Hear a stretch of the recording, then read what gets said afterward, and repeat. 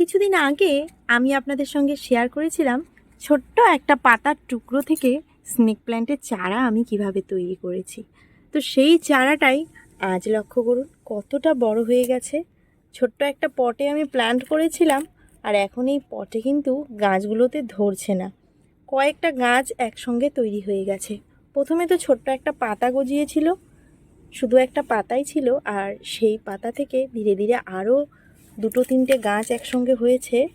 আর এই ছোট্ট পটটা, এটা আমি 6 ইঞ্চি একটা পটে প্ল্যান্টিং করেছিলাম।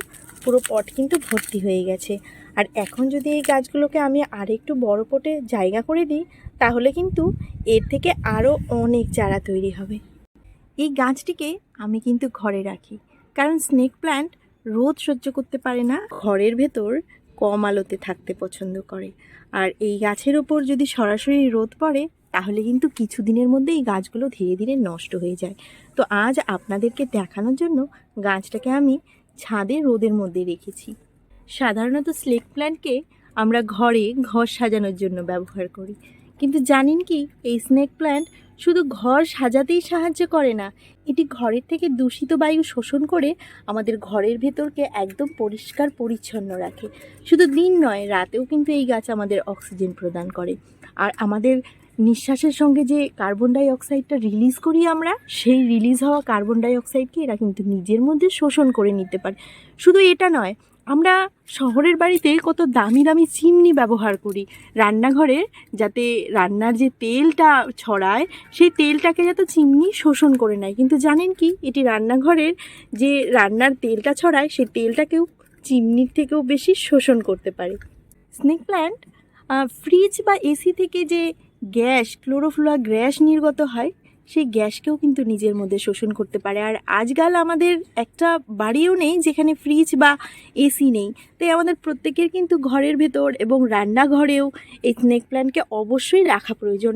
আর সত্যি কথা বলতে, এই গাছের কিন্তু কোনো যত্নের দরকার নেই, শুধু একবার প্ল্যান্ট করে আপনি বসিয়ে দিন, মাসে প্রয়োজন অনুযায়ী একবার একটু জল দেবেন, তাহলেই কিন্তু যথেষ্ট। আর খাবার, একবার গাছটাতে খাবার দিয়ে যদি আপনি বসিয়ে দেন, তাহলে কিন্তু খুব একটা খাবার দেওয়ার প্রয়োজন পড়ে না, শুধুমাত্র নাইট্রোজেনযুক্ত খাবার এই গাছে প্রয়োগ করলেই যথেষ্ট।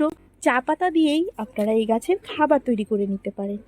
গাছটা যখন আমি প্ল্যান্ট করেছিলাম, এর পটিং মিক্স আমি কিন্তু নিজেই তৈরি করেছিলাম, আর সম্পূর্ণ ঘরোয়া এবং জৈব জিনিস দিয়ে। তো আপনারা যারা পুরনো ভিডিওটি দেখেননি, তারা কিন্তু একবার চাইলে আমার চ্যানেলে গিয়ে পুরনো ভিডিওটা দেখিয়ে নিতে পারেন। তো আজ আবার এর মাটিটাকে একটু চেঞ্জ করে দেব, যেহেতু এখানে গাছ অনেকটাই ঘন হয়ে গেছে, তো এই গাছগুলোকে আমি কিন্তু একটু আলাদা করে দেব।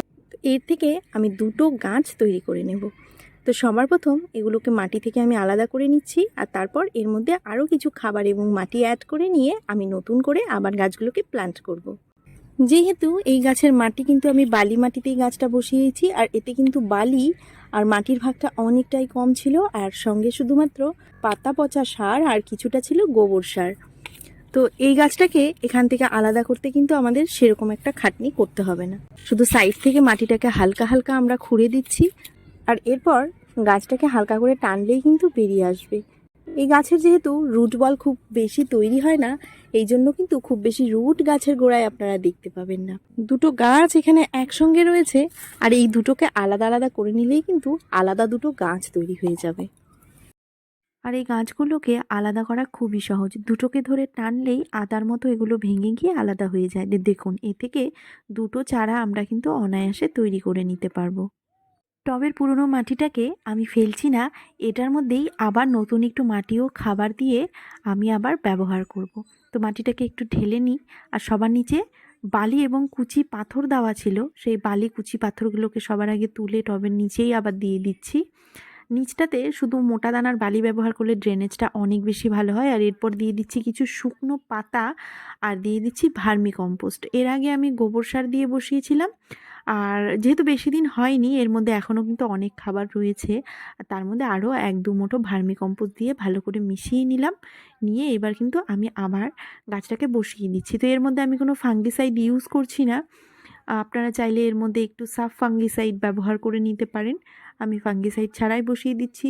যেহেতু স্নেক প্ল্যান্ট অনেকটা হার্ডি প্ল্যান্ট হয়, তো এই গাছে যদি আপনারা অতিরিক্ত জল ব্যবহার না করেন তাহলে কিন্তু সহজে ফাঙ্গাস লাগে না।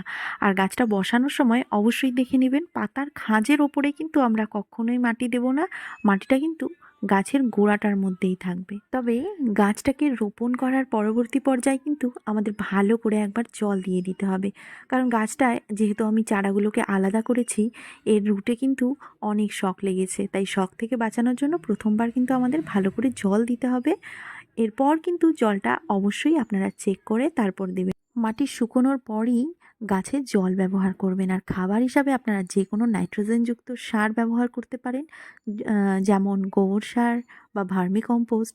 যদি এগুলো কোনোটাই না থাকে তাহলে কিন্তু ব্যবহৃত চা পাতাকে ভালো করে ধুয়ে রোদে শুকিয়ে 1 চামচ করে মাসে একবার ব্যবহার করলেই যথেষ্ট। তো এই ছিল আজকের ভিডিওটি কেমন লাগলো তা কমেন্ট করে জানাতে ভুলবেন না। যদি ভালো লেগে থাকে তাহলে অবশ্যই একটি লাইক এবং পরিবারের একজনের সঙ্গে ভিডিওটিকে শেয়ার করবেন। আর হ্যাঁ, আমার চ্যানেলে যদি নতুন হয়ে থাকেন তাহলে অবশ্যই যাওয়ার আগে চ্যানেলটিকে সাবস্ক্রাইব করে যাবেন। তা আপনাদের সঙ্গে আবারও দেখা হচ্ছে আরও একটি নতুন ভিডিও নিয়ে। ততক্ষণের জন্যে ভালো থাকবেন, সুস্থ থাকবেন।